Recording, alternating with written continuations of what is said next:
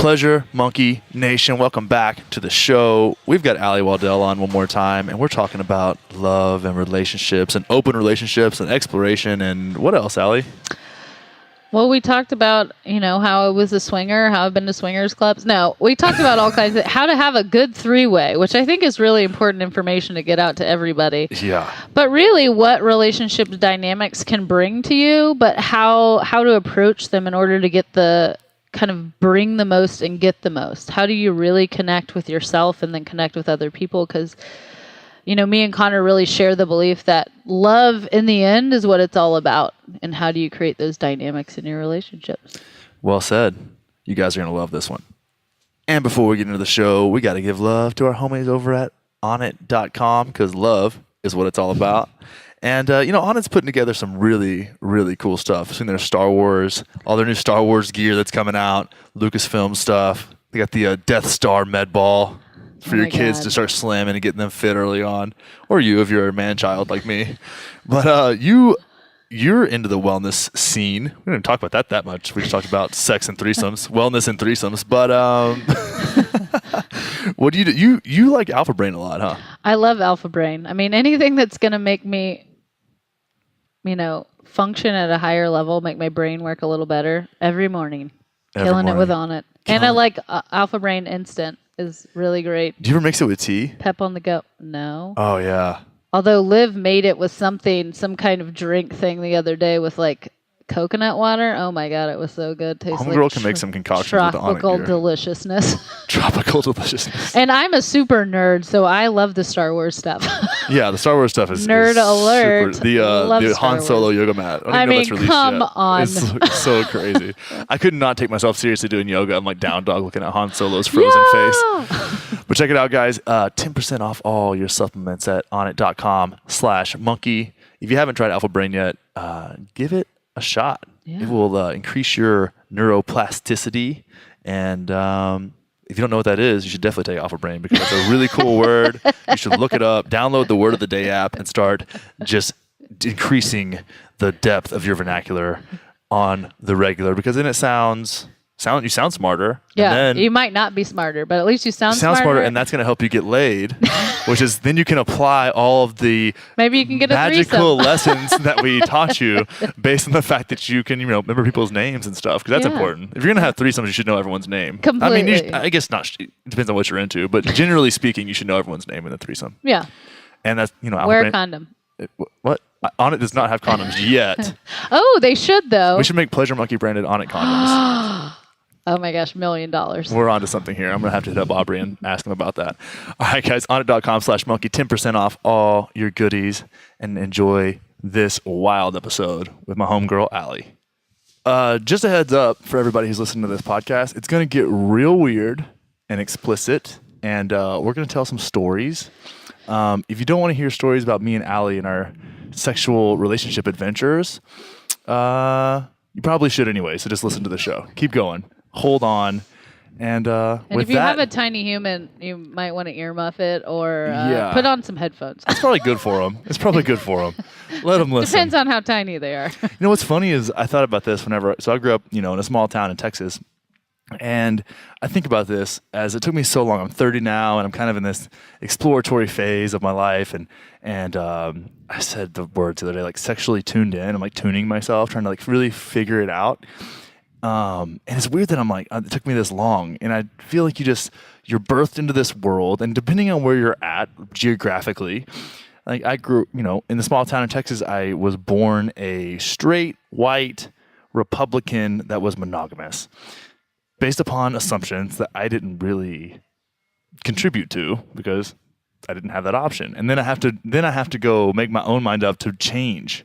I don't get to just come into it and be like, oh, I'm super open-minded. No one took me into a class like my sophomore year of high school and it's like, you can be straight, gay, bisexual, polyamorous, open, bi-curious, whatever. And then, look at all these religious beliefs. You can also believe that Buddhism's cool, Hinduism's cool, Christianity's cool sometimes. And we go through all this stuff, and it's like, I wish somebody would have just set me down and been like, here's all the possibilities. Let's find the one that aligns with you the best and can add the most value to your life. And now here we are. It takes me 10 more years after getting out of all that to be like, man, I should really start to explore all the possibilities. And then you have all this patterning from all the assumptions, and then you have to undo that, which is super painful. It's like pulling off your fingers. It's like parts of you are just getting ripped to pieces. It's crazy. Yeah, and all of that, that voice in your head, when you figure out it's not actually you, it's a lot of your trauma, and then your parenting and like all of these things that are telling you like, oh, you shouldn't act like that. People are going to judge you. Oh, you maybe should keep it together. Or, like you go through life kind of initially saying like, this is exactly how life is because this is how I grew up and that's what I know. That's who I am. This is who I am. Yeah. And I luckily was raised by a crazy artist who was very outside the box, do whatever the hell you want, kind of within reason.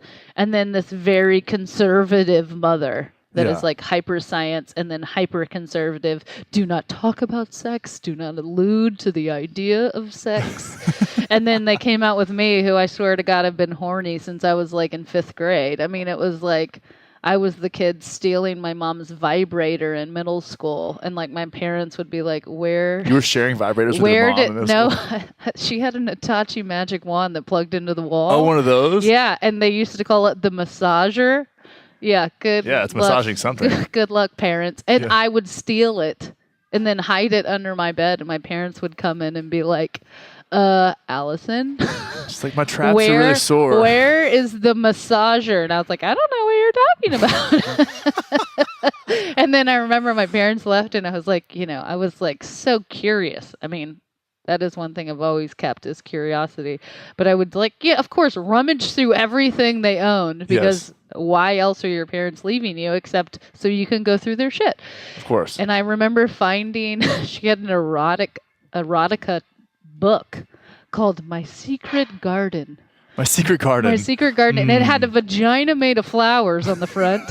And it's like from 1970. And I just read that thing cover to cover like in elementary school and been like, oh my God, what in the world is happening? And it had all kinds of crazy stuff. And I was like, oh, I'm into that. It's funny when you start getting like scratching those itches too. When someone else does something and you're like, I don't know, it's weird. I'm trying to think about, I don't even remember what sex was like before I started to, I was probably like in my late 20s before I really started to have more fun with it. Because I was programmed to, I don't know, there was so much sex shame. Like I brought this up on the show before. Someone I used to sleep with, we had a conversation about sex shame, and she was like, whenever we would finish, you would immediately put your like boxers on or a pair of shorts. And I was like, I don't do that now, but I was like, oh, I did do that, and I didn't even think about it because I was coming through a lot of the stuff. But that was just it was a habit. It was like, oh no, like nudity is wrong in some way. It was so weird, and now it's fully embracing it, and I'm kind of glad I'm doing it later because you have a little more appreciation for it. And I also, one thing that's really funny, I find funny, is I never really watched porn. When I was young, maybe a little bit, but and when we were in high school, we would like all the guys get together, and this guy would have like a porn DVD, and we would like jump into it. But it was kind of awkward because it's like after with dudes. It was like before. It was like pre-football games. We're like watching, like one of us, we're over here watching like Remember the Titans, and they're over there on the other TV watching like some dudes getting his dick sucked by. Like, well, this is a weird dichotomy that we're existing in. You're like, am I supposed to get a hard on with my friend sitting next to me? Is this odd? But it's so weird, and it's like everything. Even my roommate now owns a sex toy company, and it's a male performance company, which his big mission in it's Blewett, shout out Blewett, is to release a stigma around male masturbation, right? Because we're like, you remember those times when you're young and you're figuring it out, and God, I remember the first time I like figured out how to jerk off. I was like in the 7th grade, right? I was a late bloomer for sure, but I think it was like 6 times in one night. I was like, yes, this is the best thing ever. And I was like at my aunt's house, and I was watching like Sex and the City, just waiting to see a tit, and I was just like, it was ridiculous. And then you'd be like in your room, I wish this was video right now, but you're like in like you make like a teepee with one hand, and you're like, and then your mom walks in, and you're like, oh God. She's like, what are you doing in here? She knows what I'm doing. What do you think I'm doing, Mom? I'm jerking off. Get out of here. Jeez, I'm trying to use my imagination. God, get out of my life. I'm always overbearing and shit. But then you go into a situation where then, boom, religion hits you, and you're like, oh man, I got to make a commitment to not, give the D before our marriage because Jesus would hate that. Because Jesus wasn't about that shit. And honestly, in that time when those belief systems were forged, it made a lot of sense because if you got chlamydia, you would die. Yeah. It's like things were weird. And it makes sense in that way. And it makes sense to be really conscious about who you exchange your energy with, which is where I'm at now. But it's so funny to see that, like, I lost it when I was 16 to a girl who was a little older than me, and that was really cool. And then I started dating somebody who was younger than me. We didn't have sex for 4 years. Wow. We played the most just the tip ever. Ever. I'm actually going to send this podcast to her mom and be like, but it was like, why not? What were we doing? Like, that was like a super important time for learning, which now I'm grateful for. But there's so much patterning in these assumptions, and then there's shame around it. And then that shame like sticks. Shame is a sticky motherfucker, and it sticks to you, and like, fuck. And then you go into college and do these different things, and then you're kind of confused, and no one really taught you anything. And it's it's a wild mess. Yeah. Well, I've always been, as I just said, always been very hypersexual. Like my whole life, I remember having sexual thoughts and being interested in my body and what that meant.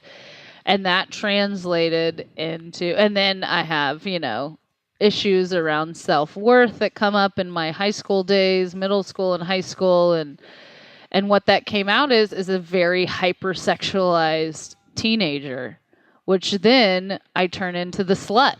Then I'm the slut because I want to have sex and sexually explore and make out with people and do whatever I want. But the guys all day long, nobody says shit about them. I'm like, I don't know who you think I'm giving a blowjob to, but there's another person there. But I would have this terrible reputation of being slutty, but I was like, I'm sleeping with every of the guys that are all sleeping, and I just never.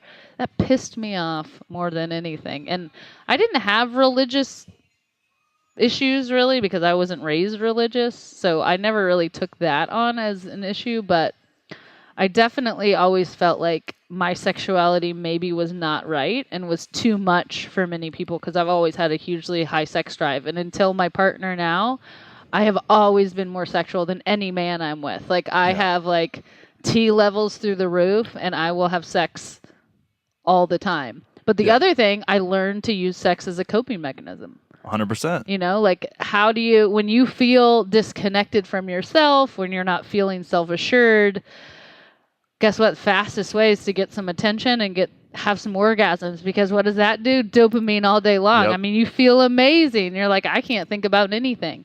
And so then it can turn unhealthy for people. And I definitely have used it as an unhealthy coping mechanism for a lot of my life. Yeah. Up until, recently of, becoming an adult and kind of getting, again, exploring why you're doing it, not just what you're doing.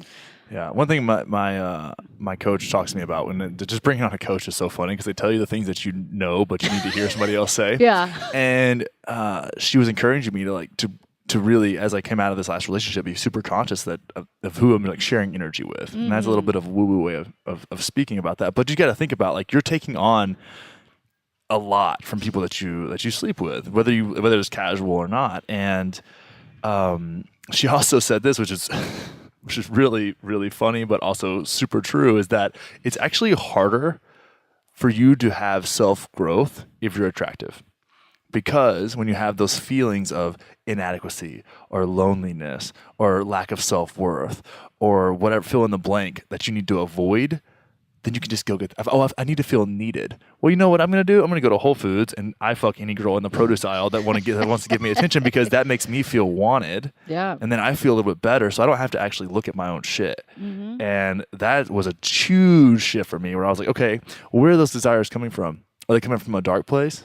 Because then if that's the case, I need to take that energy and put it right back inside, because there's nothing else that's going to fill that hole inside of me besides me. Yeah. And filling other people's holes isn't going to do any favors. Filling other people's holes, literally. Literally.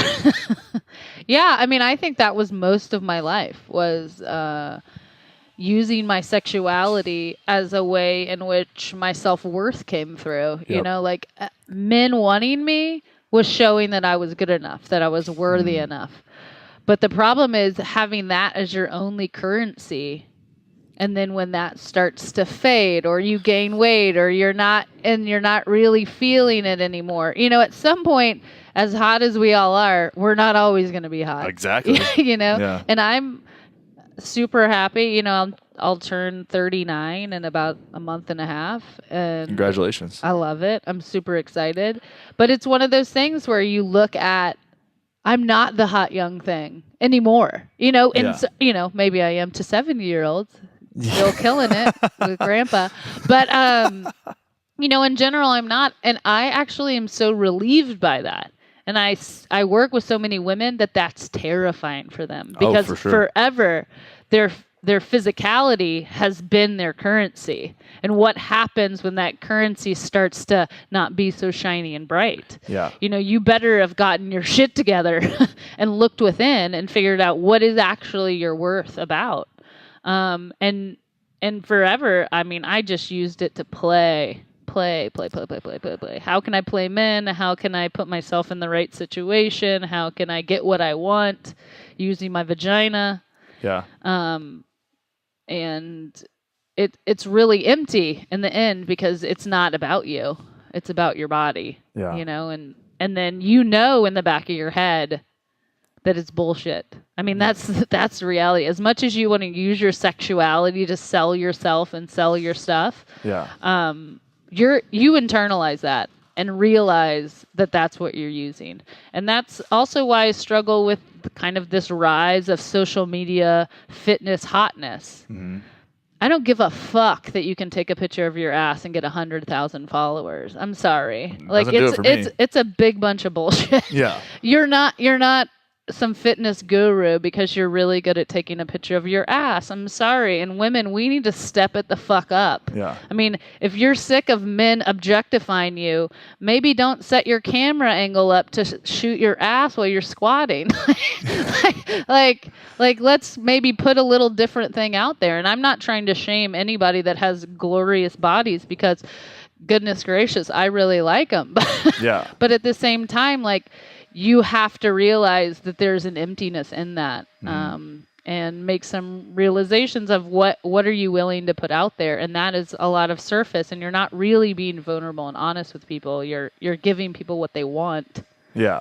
You know? Exactly, 100%. And that's funny, the social media world, because I think you rationalize objectification sometimes because it works. Yeah. I mean, it sells, you know, skinny tees and whatever the fuck else you're trying to slang Yoga on Instagram. pants. Yoga pants. I mean, yoga pants. I worked at Lululemon. I fully embrace the yoga pants movement. But what value are you adding? And that's all you have to give. And you understand you're on a deadline with that shit. Like, it's gonna run away. It's gonna from you at some point. You've got to, if you're gonna put that out there and do that, that's cool. But also you got to look within as well. Yeah. Yeah. Yeah. I just think that kind of I don't think it's only women too. I mean, I think it's hitting men now because I mean, shirtless, hot fitness guys. It's the same thing, but yeah, it's just people doing people shit. Yeah, people doing people shit. Yeah. But what can you bring? Again, it's all about what are you bringing to the table? What are you bringing? Whatever you're bringing is what you're going to get reflected back. And if you're bringing surface shit over and over again, that's exactly what you're getting back in your face. And if you've built up this armor that's all you are, then anytime somebody taps it, you're going to get triggered. Yep. You know, then as soon as somebody taps that ego thing and be like, you know what, you're not as hot as that new girl that's coming up right behind you, then your shit starts to crumble. Whereas if you've come from an open-hearted place where you're just like, I'm trying to put good stuff out, I'm trying to educate people, I'm trying to move this mission forward, whatever that shall be, then you don't get so attacked because you know you're coming from your big why. Well, then when you come from that place, and that's the first step in having a healthy relationship with anyone else, friends or otherwise, is a fair amount of self-awareness, right? Understand who you are and love who you are, because that way, when the other person, like say your partner's attracted to someone else, you're like, well, yeah, that person's just different than me, you know. I'm so in love with the things that I bring to the world. That's cool. I get it. I can't be that guy, nor do I want to be that guy. I fucking love who I am, you know? And the same thing, if you can bring that to your partner and they know that, and you're full in that way, you know, and your cup's overflowing and you have something else to give, it's so much easier to understand, and you've ironed out that communication.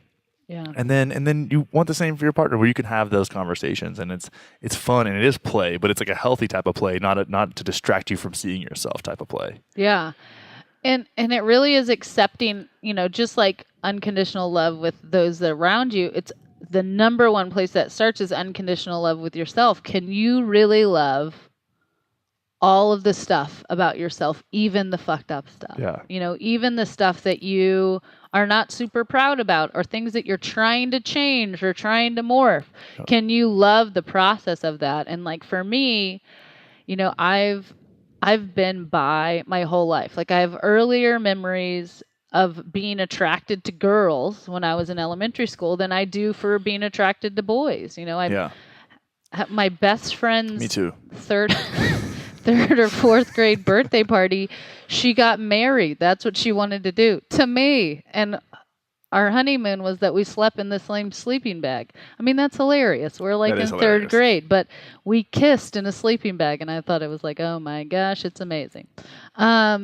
But forever, I couldn't embrace that side of me because it felt wrong. Like it felt that was like something that was broken within me. And if I could only be only into guys, then I would be right. And then later it was like, well, maybe I'm just a lesbian and I haven't really accepted it. So maybe if I could only be into girls, and I tried that, that is not the thing that I'm into either, And it was one of these things like, oh, maybe I just like gorgeous, awesome, connected people, and I don't really care what meat skin you're in. Yeah. And that I really like boobs, and that's okay. And I like eating vagina, but then I also like penises, and I like getting fucked. And so it's like one of those things. It's like very interesting as this is kind of transitioned. And like, I love women and I love being sexual with women, but I don't love being in relationships with women. Yeah. I've tried to have like committed relationships with women, and it's just not my deal. Yeah. Or I haven't had one. And, but then I had to be really honest with partners. And for a long time, I couldn't, and again, if you're withholding from the people that you love the most, it's creating distance. If you are withholding major aspects of your life from anybody you're in love with, you are creating distance. And there's no way for y'all to be really connected on a deep level if you're having secrets. I mean, secrets keep you sick. Secrets keep you in shame. And it took me until I was in my mid-30s to like put that out there. And then I started putting it out there on the first date. Yeah. Or the second date. And it used to scare the shit out of a lot of guys. And a lot of guys hilariously will talk to me and be like, every guy would love that. They think that's amazing. Threesomes all day long. 100% bullshit. And I'll tell you, 100% bullshit. And nobody really believes me. But it makes men insanely insecure because not only is it now men they need to worry about, it is every human on the planet that is after your girlfriend. And what does that mean? And if she likes her more than she likes me, what does that say about myself as a man? My dick isn't a magic wand that solves all of her woes. Yeah. What is that? And some men are comfortable with it, but it was actually really helpful because it edited men out real fast because it's helpful. I would just be like, listen, I'm not always into girls, but if we're going to be together long term, there will be women probably at some point. So I need you to be open to that. And if that feels like something you can't even have a conversation about, then it's not going to work out. Yeah. And that's really good because I'm very sexually open. And if you're not willing to even go there in a conversation before it's a reality, then we're not aligned, which is completely fine. And I have no judgment around that. You want to go have your vanilla sex in missionary position with your girlfriend like once a month? Good on it. But that ain't happening in my life. Well, that's the thing. Something we were talking about earlier. When you're able to even just have the conversations, you've then opened up like a full spectrum of conversations that you can have that don't have anything to do with sex or other partners. But that's one of the most difficult things that you can have a conversation about. Is if you sort that out, the other things in the middle that are kind of in the middle ground, like those are so much easier to handle. Where for a lot of couples and a lot of relationships, those kind of challenging things will tear them to pieces. But if you can find a way to communicate on a super deep level about other people and being attracted to other people and what scratches your itches sexually, it opens up such a broad spectrum, and that's beautiful. And to come back to what you were saying about understanding yourself and loving all of yourself, even your bullshit. Like, one thing that I said, and I meant it every time I said it, and one of my favorite parts about my past relationship was I would say them in the times that really mattered is like, I love all of you, even the parts I don't like. Because there are parts of you I don't like. Yeah. There's parts of the situation that I don't like that I wish I could change or influence in some way, but I love all of it. And I'm here for all of it. Yeah. I want you to leave no part of your true self behind. But shit happens. Yeah. You know, that's a lot. That's a lot to take on for anybody. Yeah. And especially when you're young and trying to figure this shit out. And that's why I fucking love having this conversation, because it's something people need to hear. It's like, we're all just people, man. Like, and we're kind of a confused species. Like, we're kind of monkeys, but we have this like consciousness thing that really, but it's maybe different than theirs. We don't know. I've never been a monkey. I don't know what their thought process is, but it's crazy. And we're just where everybody's doing their best and just trying to figure it out, and to confine yourself so much and put boundaries on your experience. I mean, fuck, in the last, 2 years, like, I've been asked in a relationship, like, would you be open to having a threesome with another dude? Not that I'm not into dudes, but I couldn't say no, because there's things I do now that I would have never thought that I would do 5 years ago.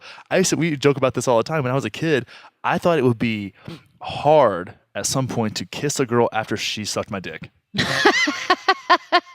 Then it's funny.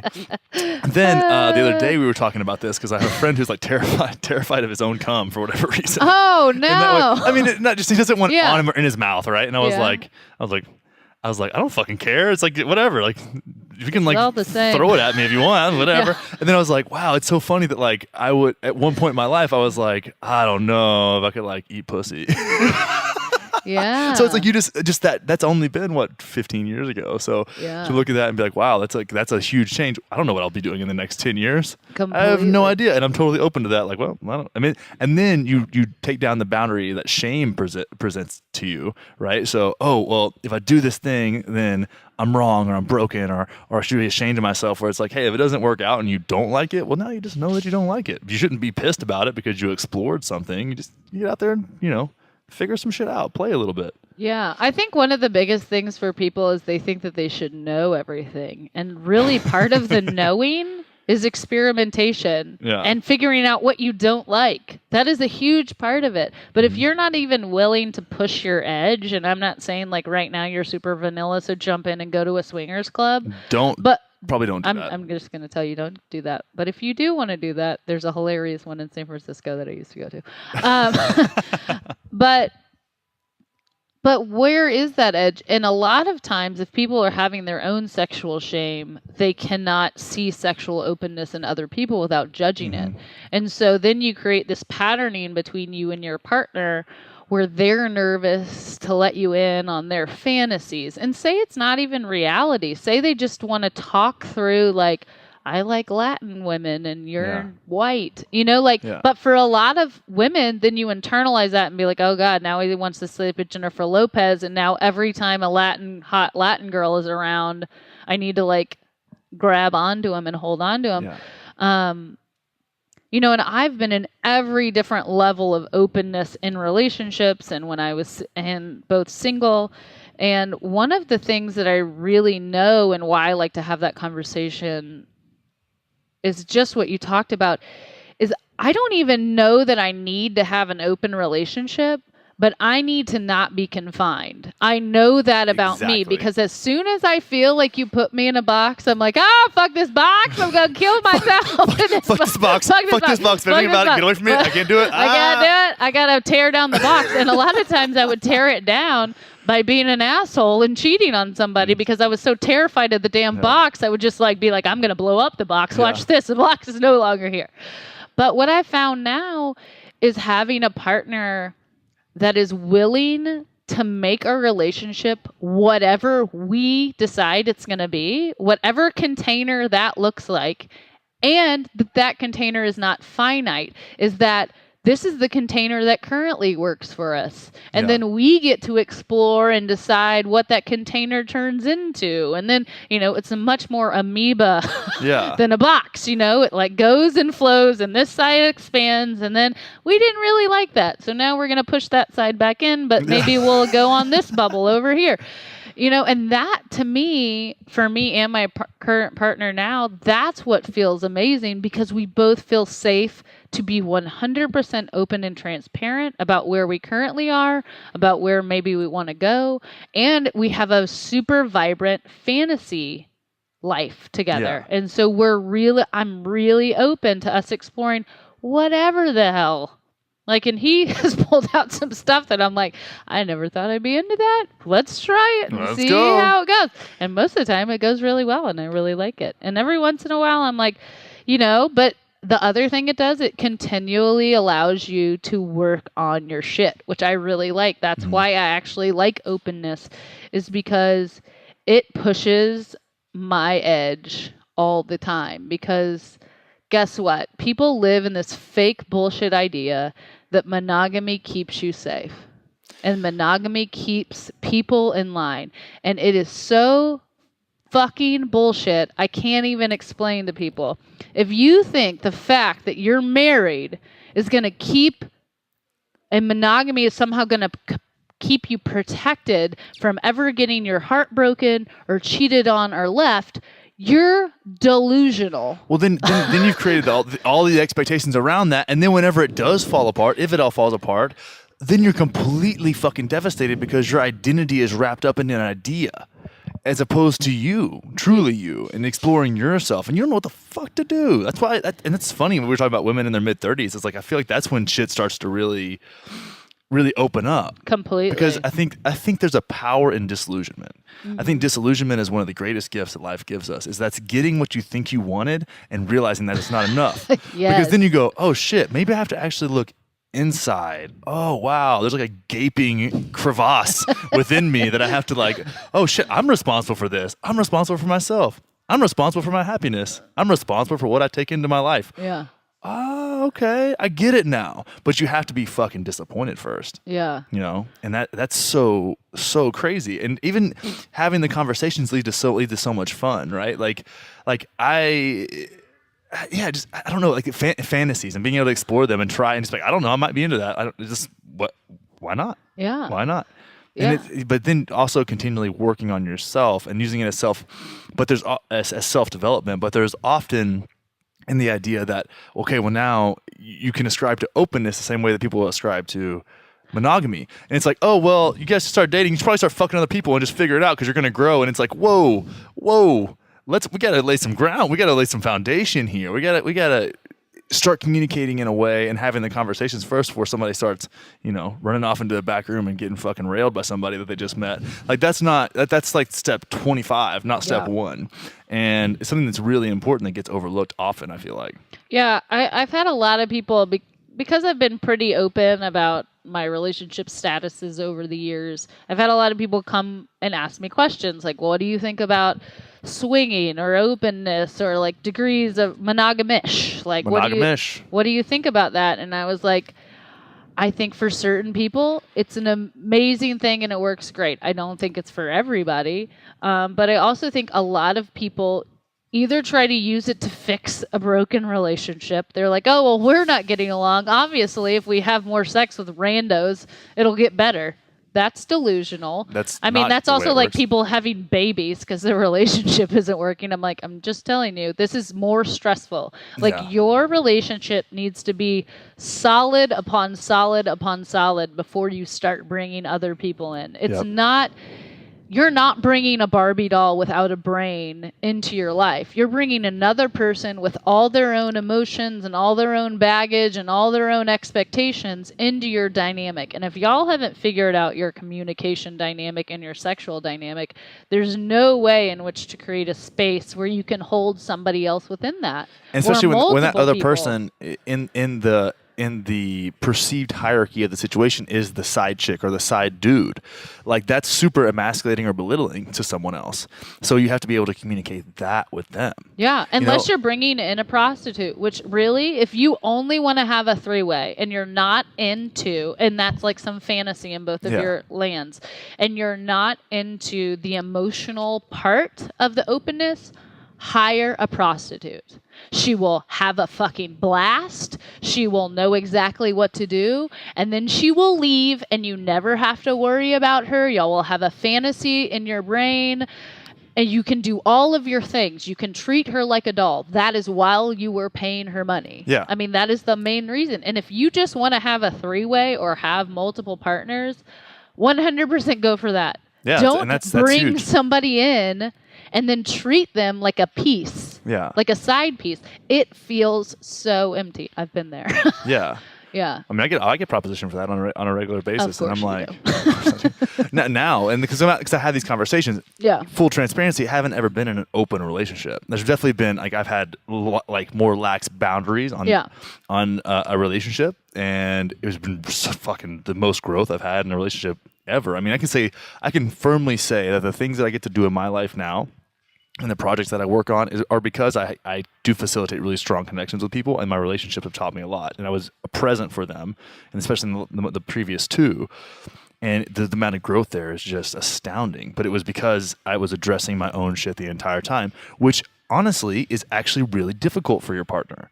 If you and I both share this, like this addiction to self-development, right? Which can get a little bit be a lot for someone when you're like, fuck, I always want to challenge myself and I always want to challenge us. And they're like kind of along for the ride. That's a big piece of the communication too.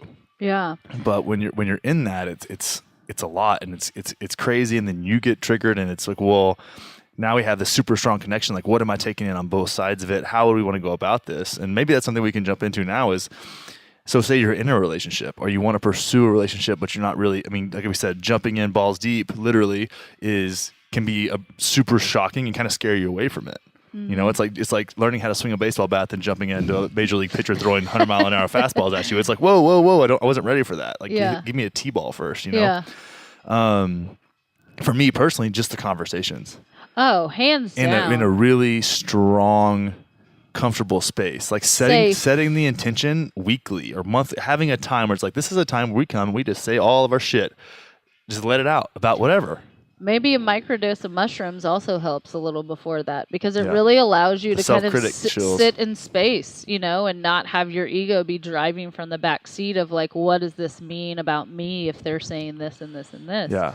So I think definitely starting with a really strong conversation. There's so many great books and podcasts out. I mean, if anybody hasn't heard Esther Perel, Mating in Captivity, Esther Perel is like the guru of relationships. I'm not kidding. If you are in a relationship, want to be in a relationship, ever had a relationship, read and listen to her stuff. Well, she meets people where they are, which is my favorite part. Because you get these people that are like, well, intellectually speaking, open relationships make sense, whatever. But she can meet you where you are in a relationship. You've been in one for 20 years. You've been in one for 5 weeks. Like she's hands down my favorite relationship expert on the planet. And again, she understands that novelty is attractive and that we end up on this spectrum where in a partner, you want someone who's stable and consistent and reliable, but that is also on the same spectrum at the other end of novelty and excitement. So you have to be able to either engineer that or outsource that in some way.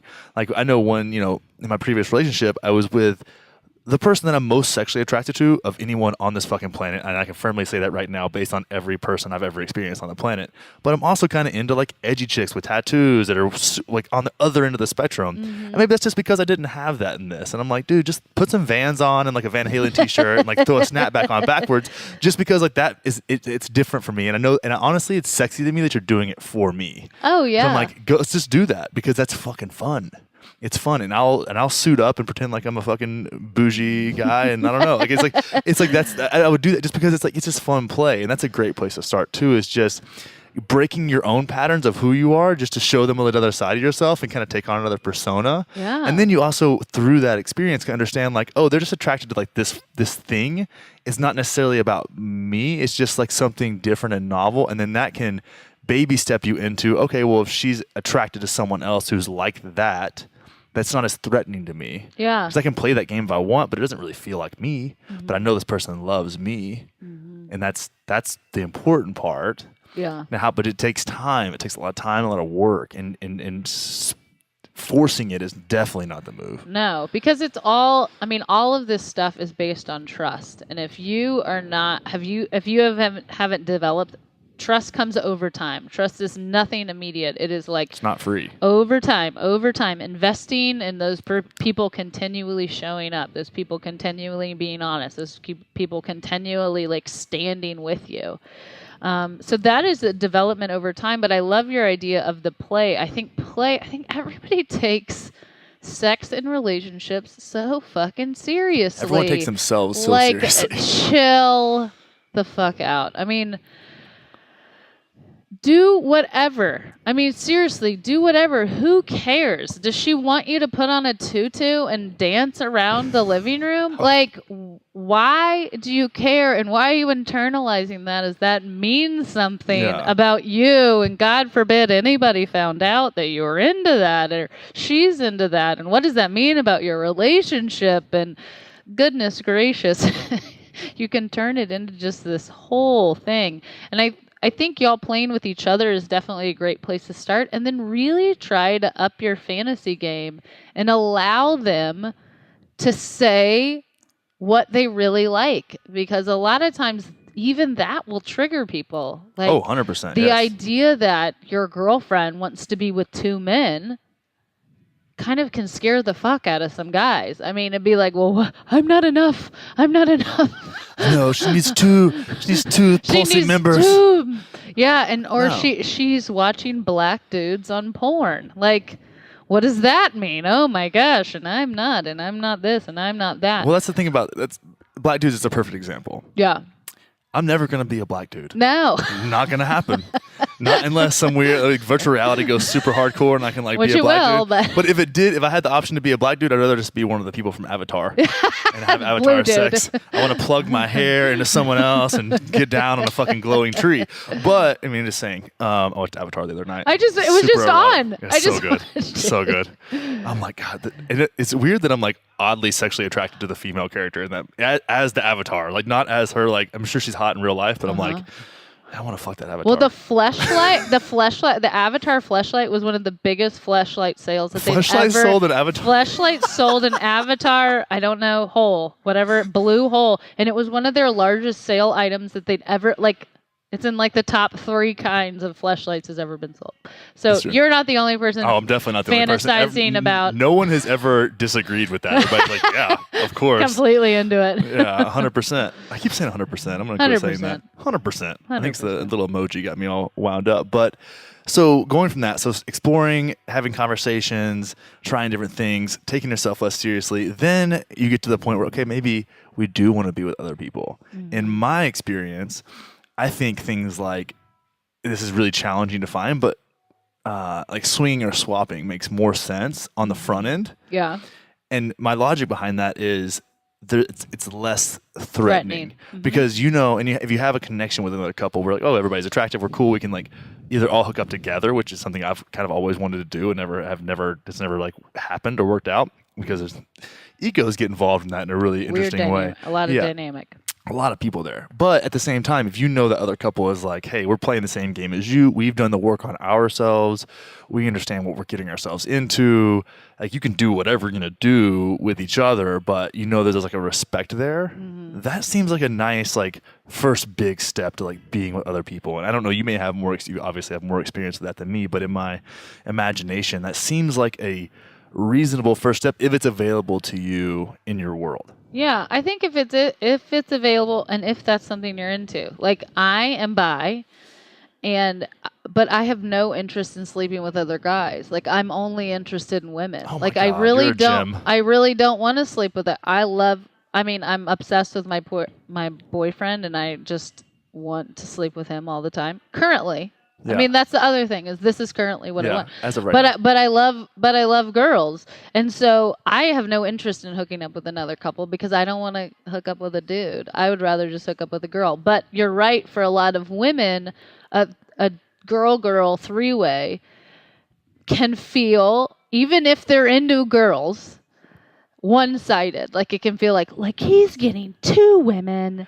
And like you it's amazing what you'll make your brain do. Like even though you really want it, like then all of a sudden you're like, well, this isn't fair. He gets 2 girls but you're getting a girl, so it's like so people odd logic. We're gonna explore but this. When you get triggered, threesomes get really. I get this a lot in conversations. Like, oh, I don't like to share, and I'm like, that's not really how it works. So let's give some threesome tips. Yeah, can we give some threesome tips? Of course. As a guy in a threesome, if you're with 2 girls, first off, be grateful that you get that experience. 100%. Absolutely awesome. No expectations going in. No expectations going in. Understand that if you have a partner in that situation, like I've been in one with a partner, and I've had it was all kind of even. Like we're all just kind of friends. They're very different. Completely. You do not. There's certain things you don't do if you have a partner in the situation. Because if say you're a guy and you have a girlfriend or you have a threesome, it becomes your girlfriend's show. Yes. It's her party. Yes. You get 2 girls, you win. But you need to make sure everyone wins. Yeah. And the other person has to be respected too, but they need to also understand they're kind of like a plaything and they're in there and everybody's having a good time. Mm-hmm. Also, pro tip, make sure if you're the guy that you come last. Yes, that would be awkward. I've had that happen. But like, oh, hey. Hey, and done. Thanks. Hey. Y'all have fun. You guys can play with each other now. Play amongst yourselves. But anyways, so you need to understand that is so much more comforting if that she feels like she's getting 2 people as well versus like, oh, now I'm like, you're splitting your attention because you don't want them to feel like they're having to really share you versus everybody's getting each other. Yeah. Well, I think number 1, of course, and we didn't really go in this is a huge step. And there's a lot of steps that happen before you're like jumping into 3-way bed. And number 1 is that you and your partner has sat down and have real conversations around what boundaries are and what boundaries everybody feels comfortable with. I think always making sure that everybody in the situation can out and in the whole thing at any time for any reason. Like figure out what your safe word is or whatever you want to call it. But that if anybody is feeling weird, and it could be the guy, people don't understand this, but guys get triggered in these situations almost as much as women do. Yeah. And that anybody, if they don't feel comfortable, including the third person, needs to be able to be like, this has been fun. And that maybe that first time is y'all flirting with the girl at a bar. Yes. I mean, that is a big step, being like, we're going to go out. We're going to go to Native where all the hot motherfuckers are, because there are really hot people here a lot. A lot of hot hipster chicks here. I mean, seriously. It makes me get more work done. That's my motivation. It's crazy. I come here and I'm like, oh, goodness.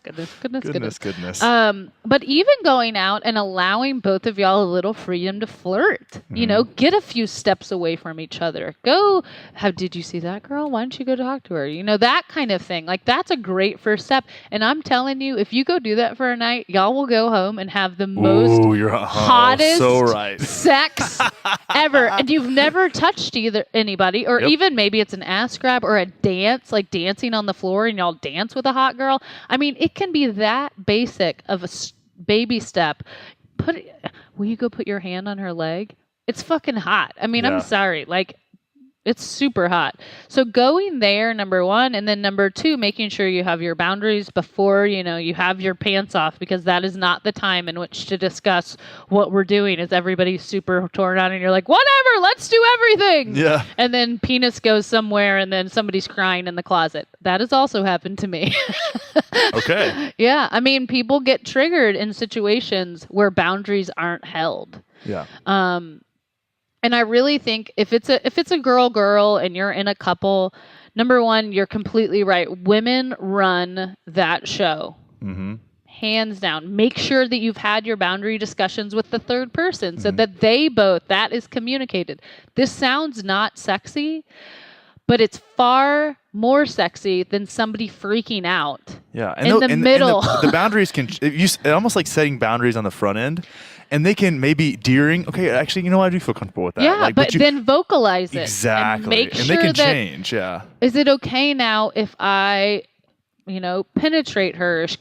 I know you said you weren't comfortable with her sucking my cock, but what if y'all did it together? Are y'all okay with that? That? Even think about the scenario where you're in the middle of it and she goes, I want you to fuck her. And you're like, Yes, that's so sexy too. It's like, ooh, now we're like expanding boundaries. That's attractive. That's novelty. That's excited. You know, Yeah. those are super fun experiences. Yeah.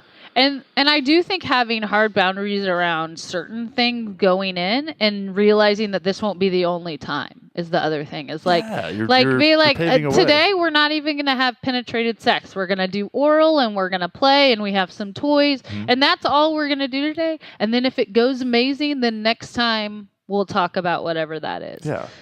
Because you don't need everything right now. No. Like it takes you're in and you're it's in way school. more fun. Yeah, it's almost, and it's be where you are. Like be where you are and just experience it and then challenge yourself a little bit, but don't take steps, man. Don't jump off the fucking cliff. Yeah.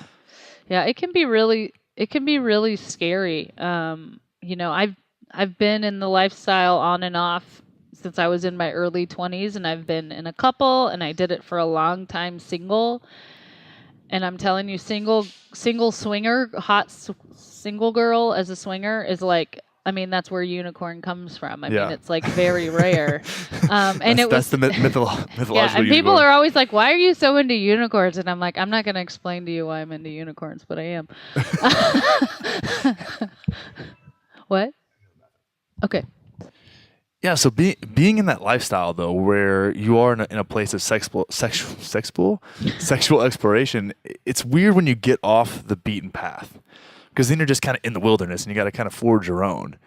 And one thing that became really important to me as I started to explore this, and I didn't know, like I was in a relationship when I started really diving into this. I read Sex at Dawn. I started listening to Aubrey's podcast, and definitely just kind of glorified what this could be. It's like, oh, this is going to fix all the problems, right?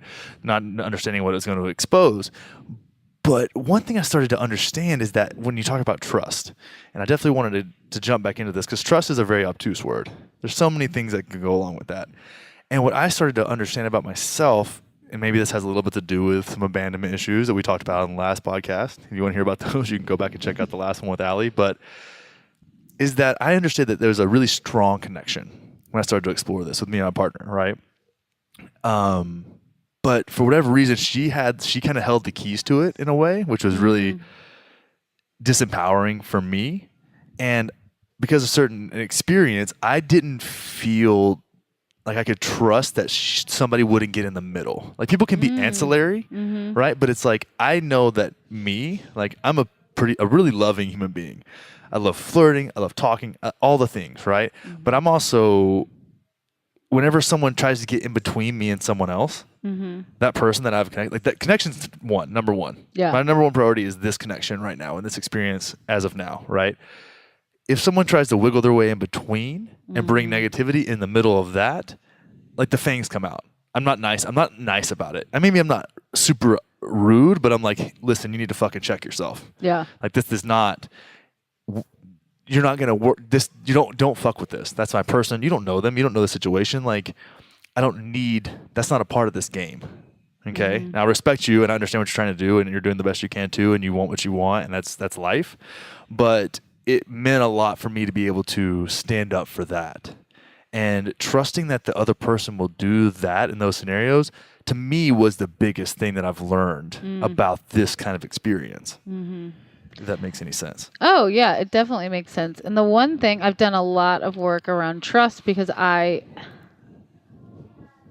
always struggled with trust. And I do think, like you're saying, it comes a lot from your abandonment stuff and your self-worth stuff. But trust, what I've found in my exploration around it, is in the end, trust is actually about yourself. Yep. And when you don't trust yourself, which is what my whole life, I've never trusted myself. I'm always going to fuck up. I'm always going to, and when I'm not trusting myself, then I start projecting all that shit on everybody else. Ooh, yeah, that's you know, powerful. like I'm like, oh, I'm not going to trust them. They're going to screw me over. But what I'm really nervous about is that I'm going to fuck everything up. And I have to as soon as that stuff starts coming up, that's when I kind of turn back in. And having a partner that allows me the space to do that allows me to get triggered and to know my stuff, and instead of wanting to fix it, can hold it and allow me to kind of sit in it and talk through it and not allow my trigger to then trigger his stuff, and then Yeah. because that's what most people do. Yeah. They get triggered, they say something about it, their partner can't hear it because they feel like they're getting attacked, like, oh, you don't trust me, well then what are you what is that, like, I haven't done anything. And so then they're getting triggered, and well then what are you doing, it gets Yeah. back into this like kind of back and forth space.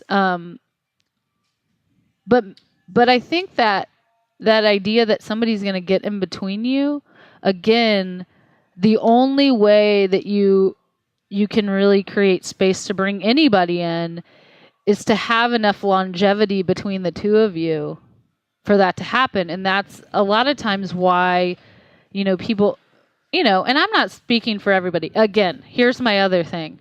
You do you. Yeah. I'm talking about what currently works for me.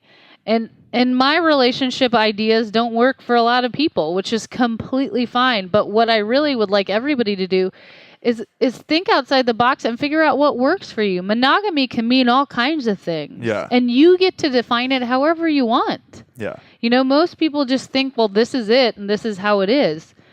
I have friends that have the openness of, they're both salespeople. So they have a rule that if they're outside of a certain mileage, that it's kind of like don't ask, don't tell, Yeah. use protection, don't sleep with somebody more than 3 times. Yeah. So there's, like you can come up with whatever parameters that looks like for you, but really what are these hard and fast rules that you've put in your life? And if there's something that you that you get offended by, the likelihood is you need to look real hard at that because it's something you're holding on too tight to. You've Exactly. created that means something about you, that's a part of you that is like, concreted in. And that's why, you continually kind of hold on to it. And so it's time to really look into it. Esther Perel's new book is all about State of affairs. State of affairs. Shout out State of affairs. And a lot of people won't read it because of the title. Fuck them. But that's true, which is hilarious. Like I tried to send it to somebody in my family and she's like, I don't want to read about affairs. And I'm like, number one, that's not really what it's about. Yeah. In the end, it's about relationships. But if even the idea of reading about affairs freaks you the fuck out, Yeah. you need to read about Yeah. it. Exactly. You need to lean into that. Lean in. But I think developing that trust with somebody, number one, really comes from the vulnerability and honestness with yourself. And can you be vulnerable and honest with other people? And that's all about self-acceptance and self-love and compassion. And it's when you can't figure out those things within yourself that then you look to other people. Well, then you're driven by external perceptions at that point, because then it's like, well, I don't want them to think this way about me, or I don't want to. And it's like, you need to know who you are. You need to at least have an idea of who you are. I know that that's going to change and evolve, and that's part of it. But where you are, and what your values are, and what you actually give a fuck about, how you want to express that. That way, when somebody brings something that doesn't serve you or your relationship or the connection or the thing, if you value that connection, then you can speak up for that. Speak up for because you're speaking up for yourself. Yeah. And your partner seeing that and knowing that does, in my view, and I mean, this is just me, builds trust in a way. It's like, oh, I saw you stand up for us, and that meant a lot to me. Yeah. Versus, I don't know, I've never seen you do it, so why would I assume that you're just going to do it when it matters? That's a huge thing. I think that goes to parenting and relationships. Is people aren't they the same fucking thing? Yeah, pretty much. You're parenting yourself and your partner. Yeah. But one of the biggest things is people do really love boundaries. And when they see you state a boundary and then not state it, then hold it, actually somebody come at it, and then you realign with that, whether that's with your partner or with somebody else, that is where the trust develops, because then they know they can believe in what you're telling them. And then when they get in a scenario where the same thing, because it's going to happen both ways. Completely. It's like, well, my fucking partner would stand up here. Why don't I stand up for us here? And then it's so much easier because you don't have that little voice in the back of your head going, they wouldn't do it for you. And Yeah. then isn't that not toxic as fuck? That is super toxic. It's like, and then you get that whole self-justification rabbit hole that humans love to jump down. Of like, oh well, I'm real good at that. oh man, I'm world class. I can justify any behavior Yep. ever. Be like, well, This is what I deserve. I'm entitled. I am entitled to all this stuff. And I'm like, you're not entitled to a goddamn thing. That's what I tell myself. When I start getting that rabbit hole, I'm like, hey, remember that the world owes you nothing. Yeah. Yeah, I just think it's such a slippery slope of So slippery. of what you deserve. And just like the rest of your life, it's again, what can you give? If you get stuck in a mindset where my partner isn't doing this and they're not doing this and I'm not doing this, the fastest way to get out of that is to give more. Yeah. What can you do right now to not even change that behavior, but how can you show up to serve your partner better? Yeah. If you continually try to serve your partner better, your partner will continually show up. And if they don't, at some point, and you've tried it and you're continually giving and it's kind of one-sided, then it's time to reevaluate the person that you've chosen to be with at that point. Exactly. And to have a deeper conversation of why you feel like that's happening. But this expectation that, one of the main things that Love that Esther says is, only in the last 30 to 40 years have we turned our partner into our everything. Yeah, it becomes family. Yeah, it was God. I mean, we have now turned our partner into God. They need to be our parental partner, our financial partner, our lover, our best friend. They're doing what a village did. Yeah. Like at no other point in human history have we asked one person to be our everything. And they're until gonna fucking now. disappoint you in some aspect, some way, somehow. All day long. Yeah, you can find if you can need, find fault all the time. Yeah, and that's something that came across. Like we were talking about changing people, and you don't want to try and change someone. Do you want to help bring the best out of someone? Of course, you want to do that with your partner, and it's also a level of trust in your partner, like we were talking about earlier, where they sometimes know you better than you know yourself. If you know someone really well, and they can. Generally speaking, and I've said this many times, and I really do firmly believe this, no matter how hard you try to be the observer of yourself, an outside observer is probably better at it. Because that's what they do, right? It's like you're going to have your internal biases always. Recognizing them and understanding that, and then it makes it so much easier to take feedback. But something that came up in a few of my friends' relationships, and in mine as well, was like, I don't want you to be different, but I think I would rather be with someone who would make a different decision in that same scenario. I don't need you to change necessarily. Now, if you see the fault in that, and if that's something that's a place of growth that you want to explore, I'm down to explore that with you, and we can grow in that way together. But if you feel confident in that was the right decision for you, then that's the right decision for you. But it would serve my life and my journey better to be with someone who would make a different decision. And just having that kind of conversation where then you give them the option, like, hey, if this is you, that's cool, dude. Like, that's great. You can do you, and that's fucking awesome. And if that changes at some point, and you 2 years down the road, you're like, hey, I really see, and I've grown from that, and we can, something else can happen. But it's huge. And somebody said the analogy one time, and I really appreciate it. It's like when we're traveling through the darkness together, I'll share my flashlight with you, and I'll hold your hand, but I can't carry you. Yeah. And because then that doesn't serve either one of us. Yeah. And you're not getting stronger, and I'm getting weighed down. Yeah. But if we can work together on it, I'll help you every chance I can. And that's a huge step to take in a relationship. Is acknowledging the other person and not creating an idea of who they should be. Yeah. I think in only those things, those kind of hard and fast rules of. And it's not expectations. It's like, what person and energy do you want to welcome into your life? And you get to choose that every day. And one of the things that I love to think about in relationships is, are you choosing your partner every day? And to me, that's a lot stronger than I'm with you because we're married and you put this weird ring on my finger and we said something at the courthouse. Like, I think that's a little arbitrarily odd. And I've known a lot of married people that are not choosing their partner every day. And instead, I wake up every single day and say, I'm choosing today to be with you. And I'm going to make that choice until I don't make that choice anymore. And when you start to get distance a really quick question to ask yourself is, am I choosing, if your relationship is starting to waver, have I been choosing my partner every day? Have I been choosing them because I've made the right decisions and I've worked on myself enough to know that this person is the person that I've decided to build this life with?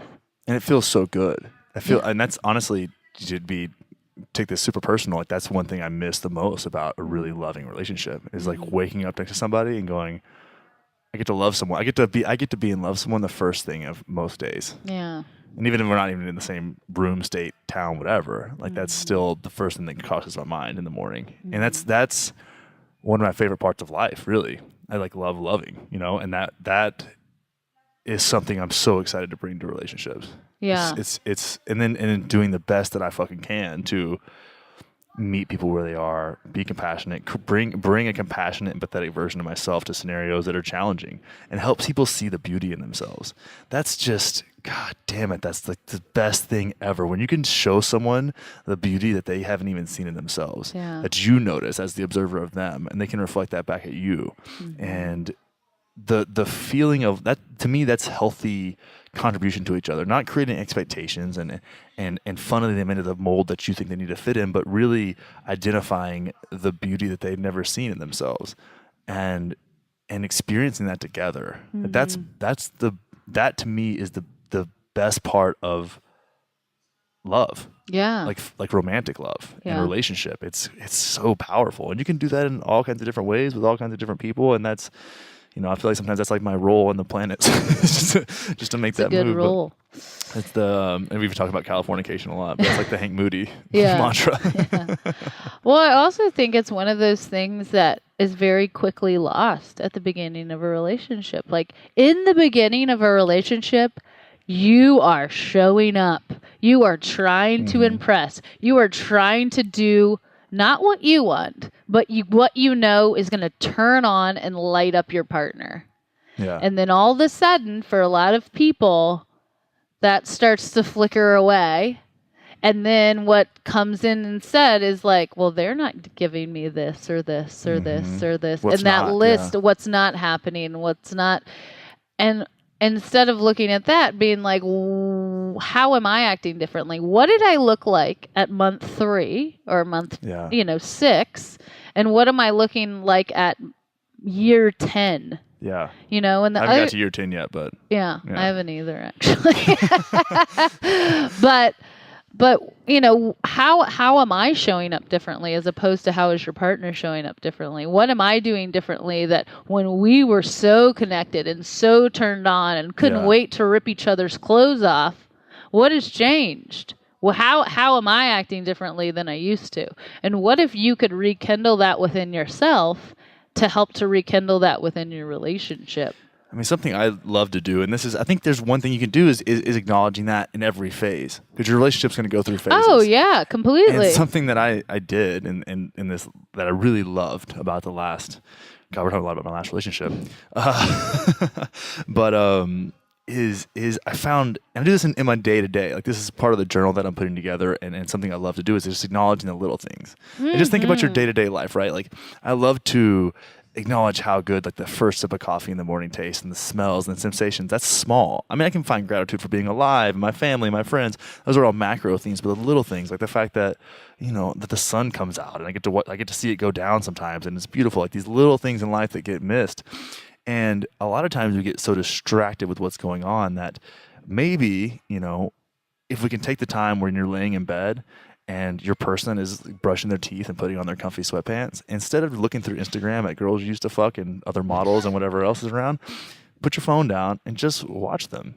Just like watch this person in their most raw form with no makeup on, wiping their face off, like getting back to their like normal state and their like cozy clothes and their big t-shirt, brushing their teeth or doing whatever the hell they're doing.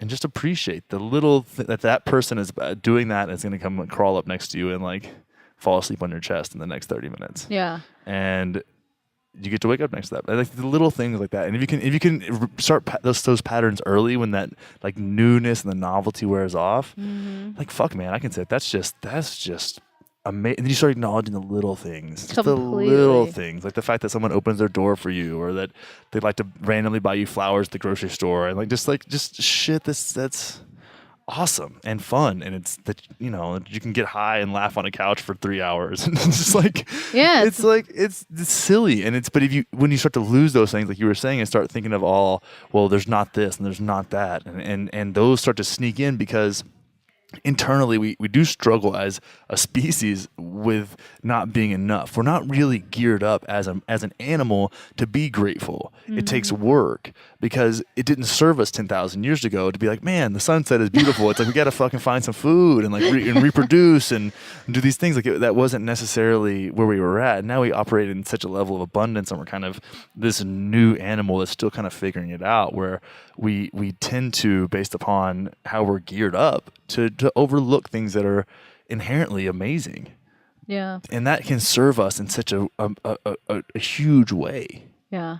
One of my favorite Tony Robbins is, when you can shift expectation into appreciation, your whole life will change. Fuck yeah. And it is that daily affirmation and appreciation for your partner is the go-to of success. Like, just what you're saying, if you can look at all these little things that everybody is doing all day long to make your life just a tad easier or just a tad better, as opposed to picking apart the thing that they didn't do. Yeah. Look at the 10 things they did do that day. Yeah. That they're going to work to create a life, to make the money so that y'all can go on vacation. Mm-hmm. That they did the dishes, that they ran by the store, that they helped the kids with the homework. It feels like very small, menial stuff, but our life is 90% small, menial stuff mixed in with some of these grandiose things that, of course, it's easy to be grateful for. A sunset in Hawaii. Yeah. Those great things it's easy to be grateful for those things, but is it as easy to be grateful for all the small things that happen throughout your day? The coffee, the partnership, them coming back in to kiss you goodbye, and really taking that 2 seconds to look them in the eye, say, I love you, and kiss your partner, as opposed to yeah, see you later. Yeah. It's those teensy moments that over the course of your lifetime is going to be the things that fill you up. Those are the things that you're going to remember on your deathbed. I mean, that's actually what you're thinking about on your deathbed. It's really not usually the big vacations and these huge things. It's sitting on the porch with your wife when you're 80. Yeah. It's that when nobody's stuff. sexy anymore. When she, maybe she'll take out her teeth and give you a blowjob, because then it'll be a new experience. But whatever that looks like for y'all, that there's somebody else that has your back. And acknowledging those little things too. Verbally acknowledging them. I'm not verbally, saying, physically, all the ways. Yeah, I'm not saying that you should just. I mean, awareness is always the first step, but actually verbally, or writing them a small note saying, I really appreciated these 3 things you did today. Yeah. Starting some kind of interesting pattern, leaving tiny notes for your partner. These little teensy and those things are cute and silly and fun, but it's they don't have to go away when you've been doing it for a while. No. It's and it's more fun, and don't make it contrived. It should be it should be authentic, but yeah, those things are just and it just even. I did this. I went to a wedding recently, and my date was just super great, amazing. And I acknowledged that. I was like, I really just appreciate the way that you showed up, and you were so nice and really fun to be around. And I just and people don't say that kind of shit very often. It's the way you treated me was really great, and I appreciate that. And you're a really awesome person. That's just saying something like that to somebody. People don't say shit like that very much. I appreciate the fact that you actually gave me some of your life experience and shared it with me. Completely. I mean, I think it's not of course it's not just for romantic partnerships. I think it's for kind of everybody. But I have early clients 2 days a week, so I have to be there at 5. So I'm up at 4:15. Yeah. It's early as shit, and my partner's asleep. And those mornings that I don't see him, he has a journal, and I write him a note. Just a sweet, love you, thanks for this weekend, and with very specific things that I'm grateful for and how we are. And, it's a year and a half in, so it's pages and pages long, and it's nothing. It takes me 2 minutes. People are like, I don't have time for that. If you don't have 2 minutes for your relationship, you should just break up. Yeah. And the other thing I think is very important, and I think people don't give credit to this, you need to fuck your partner consistently. Yeah. Y'all need to be having sex. I am a crazy person, so we have sex every single day. Every day, sometimes multiple times a day, but for a year and a half, pretty much every single day. Yeah.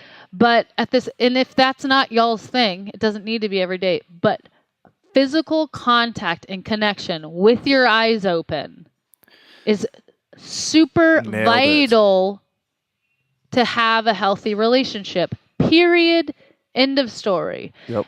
And even if you feel like you do not want to have sex, if you are tired, whatever it is, I promise, as soon as you start having sex, I've had some you're of the best gonna be sex happy. I remember you say this. I was super tired. Are you tired? She's like, yeah. I was like, let's just have some lazy sex, and it ends up being out of control. Yeah. 30 minutes later, you're like, damn, that was awesome. Where did that come from? And then you immediately pass out. Yeah. But yeah, dude, it's just that we do that with everything. We do that with life. And when you're doing those things, to bring it all the way back around to what we're talking about, the exploration part becomes so much easier. Yeah. It becomes so much easier because you're like, I know what this person's grateful for me for. They're so stoked to have me in their life. Mm-hmm. And so if someone needs to play elsewhere and whatever, but it's if they bring in that version of themselves every day to me, then okay. Yeah. Then okay. Yeah. And and I can do the same, and we have that respect for each other. And that's to me, in the place that I'm at in this crazy flux and change and growth, that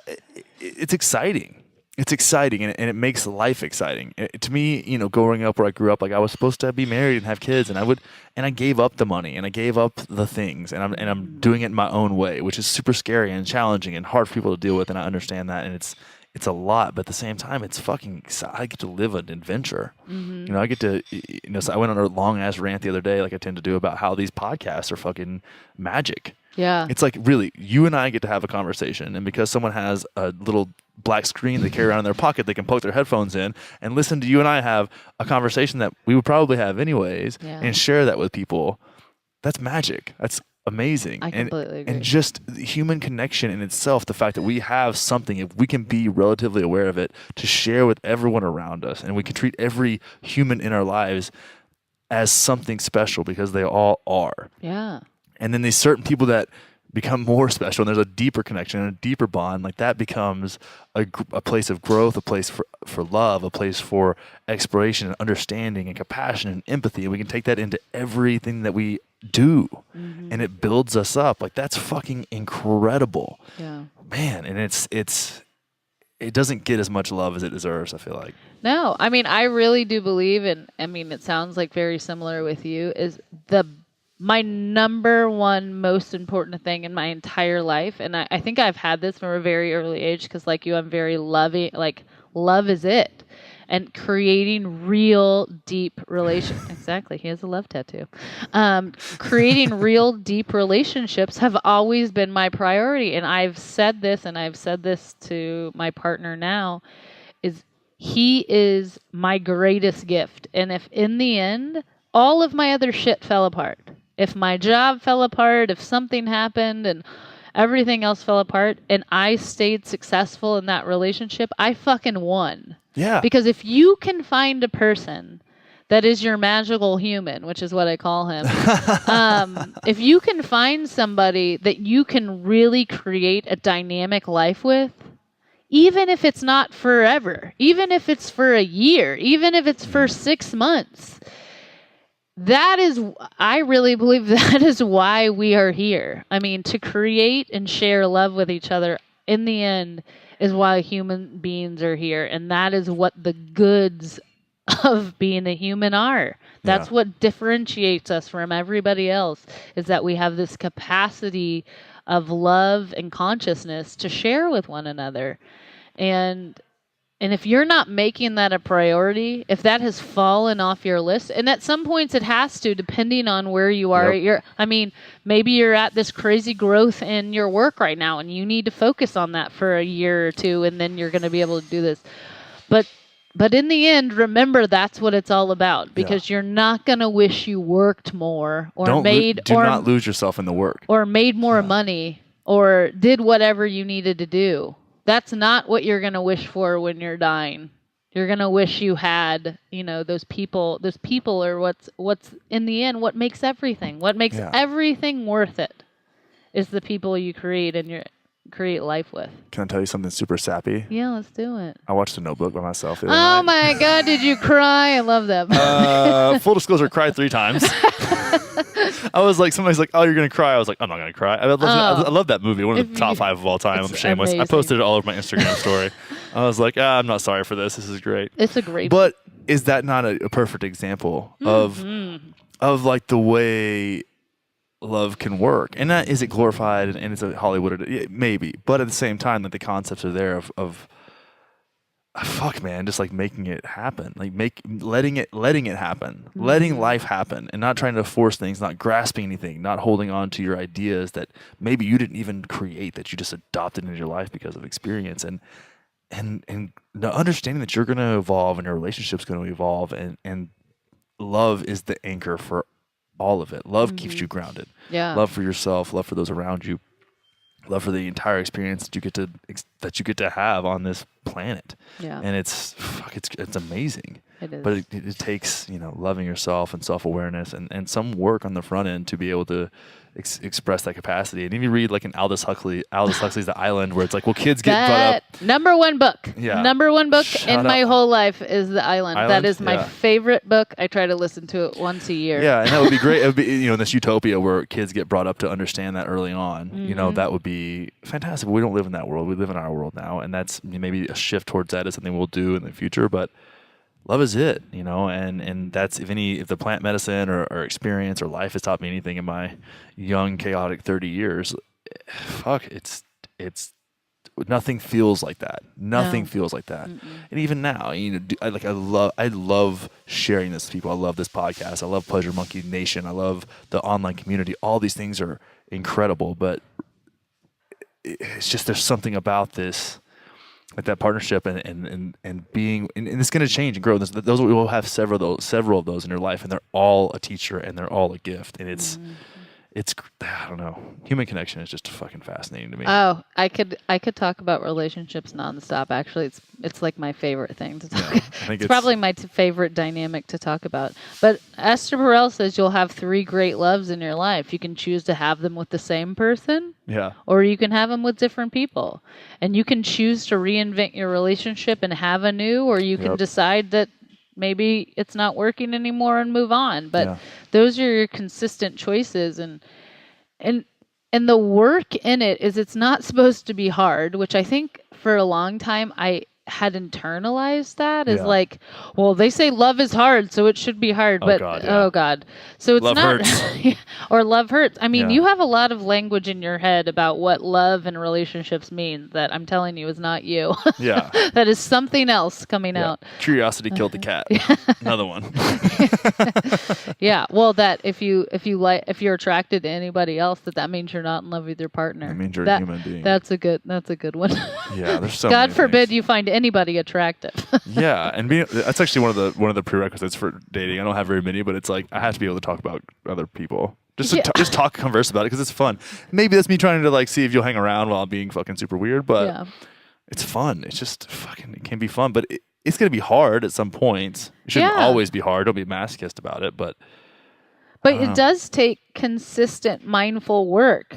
Yeah. It does take a consistent thoughtfulness around what's currently happening, having interest and exploration and curiosity for who your partner is at this moment of what's going on with them, having a lot of empathy for yourself and what's going on with you currently, and then how does that work with each other, because we've all been in those. It's easy, like if you're up and your partner's down, then you can kind of even each other, and if opposite, it's okay. And then if you're both up, but then when you're both down, Yeah. both of y'all have been in that situation where you're like, oh shit, what happens when both of our shit hits the fan at the same time? Yeah. And how do you work through that dynamic, which is always interesting. Well, that's the biggest thing too. Is like it's like when, because things will go south, and some shit's gonna happen. Like things that you have no control over, whether it's a lost job or somebody died, like somebody close to you get, some things will go on, and it's like, can you show up? Can you show up whenever someone else's shit hits the fan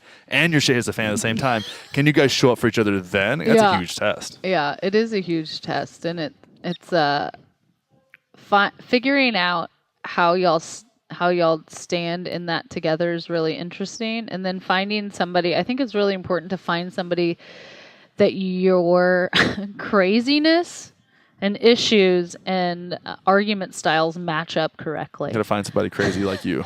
Yeah, because everybody has their own shit, but does your crazy match my crazy, which I always like to say. Yeah, no, I mean, right? Can you find somebody that can understand you? And they don't need to be just like you, but can they understand where you're coming from? Well, can you express yourself in a way that elicits understanding versus fucking start off acting judgment. out? Yeah. Yeah, because that's what most people do. Most people get triggered and then they act out, and then they act like it's the other person's fault because you made me do this. You look what you made. Yeah. Look what you made me do. You made me feel this certain way. It's like, I can't make you feel anything, homegirl. That they're back to the Stoic philosophy. Yeah, the obstacle is the way. The obstacle is the way, but really that nobody is making you feel anything. That's a huge one. Yeah. When you really can internalize that nobody's making you feel anything, nobody's making you mad, no situation is making you do anything, is that you're choosing your emotional reaction to every single thing, and you get to you can choose a different way of being. Yeah. And I'm not saying there's not real emotions. Like, you can feel sad, you can feel angry, but you're also choosing how to act from that place as well. And Stoicism isn't about not feeling your feelings, it's about acknowledging them but not allowing them to control your life. It's really similar to the Buddhist philosophy around the same thing. Yeah. It's understanding that the impermanence of everything. Everything. Oh, well, Allie, I think we killed it. Killing it, like your shirt says. Still killing Allie's wearing it. a killing it t-shirt. So, again, people can find you in all kinds of cool places. Why don't you share those with everyone real quick? On the social... Besides in swinger clubs in San Francisco. I don't go there anymore, but it was very interesting. Man, there's some weird shit there. Yeah, I can imagine. Yeah, on the interwebs, on the social medias, Allie Waddell, ALLIWADDELL, Instagram, Facebook. Hook a sister up. No, just come and say hi. I'm happy to chit chat about anything. If you have any questions about what I do, how I do it. And for all my podcast homies out there, get her on the show. Oh yeah, I love speaking. Chit-chatting about different ideas. Different ideas are always fun. And then your Wellness Force show with our homie Josh Trent. Yeah, Wellness Force Wednesdays started the week of Thanksgiving. So we have a Facebook Live show every Wednesday on the Wellness Force website. Is it on their Facebook page? It is on their Facebook page, cool. Yeah. So it'll be on their Facebook page, and it's me and Josh picking a topic and chatting. And we're going to try to really push the envelope. Josh has only been a solo dude in the wellness, and he wanted a girl so that he could talk about all things. I'm sad he picked you up. I would have done the same thing. You're already taken. Can you be polyamorous in your? I can be poly. I like being poly. Being poly in your media outlets. Yeah, poly podcaster. Oh, there's a new show. There you go. The Poly Podcast with the Poly Allie Waddell. Podcast with Allie Waddell. Where we just get fucking weird. I need to be a regular guest on that show for sure. Well, I appreciate you coming on my show and getting weird with the Pleasure Monkey homies. Oh, thank you, Pleasure Monkeys. And, thanks for listening. Thanks so much. I'll talk to you soon, love. Bye. And wow, that was a lot. I really enjoyed that show. And to be completely honest with all of you, I was extremely nervous about releasing that. I don't know if I've been that open and transparent about my personal life on the podcast so far, especially in some recent events. So I really appreciate you guys showing up, listening to the show. And if you love stuff like this, I mean, I love sharing these kind of stories. And I love when people like Allie can come on the show and do the same. And we can create a space for really just sharing and creating a connection. So if you love the show, again, just go give a 5-star review, leave some kind words, and do everything you can to implement these crazy lessons that we have gone through and experienced in your own life. It's a fun journey. And if you want to work with me one-on-one, you can head over to pleasuremonkeylife.com, check out the lifestyle design tab, fill out a little form, and I will get back to you super, super quick, and we'll get something set up. And if you were looking for some sweet discounts from all of our badass affiliates, check out thehate.com. That's THEHVIII.com for some of the best fitness and lifestyle apparel you will ever lay your eyes on. You can check out hemplucid.com for some really great CBD. Full hemp extract, some of my favorite CBD I've ever taken, a lot of different varieties, and cannot speak highly enough about what those guys are doing. And if you are looking to upgrade your language, create a firm understanding of the non-firmness of your identity and the way your self-talk and talk with others and your expression can create your reality, check out procabulary.org, and you can use promo code monkey for all of those products and organizations to get some discounts. Yeah. So check them out, guys. Review the podcast. Enjoy the fuck out of your day, and I will see you all soon. Peace.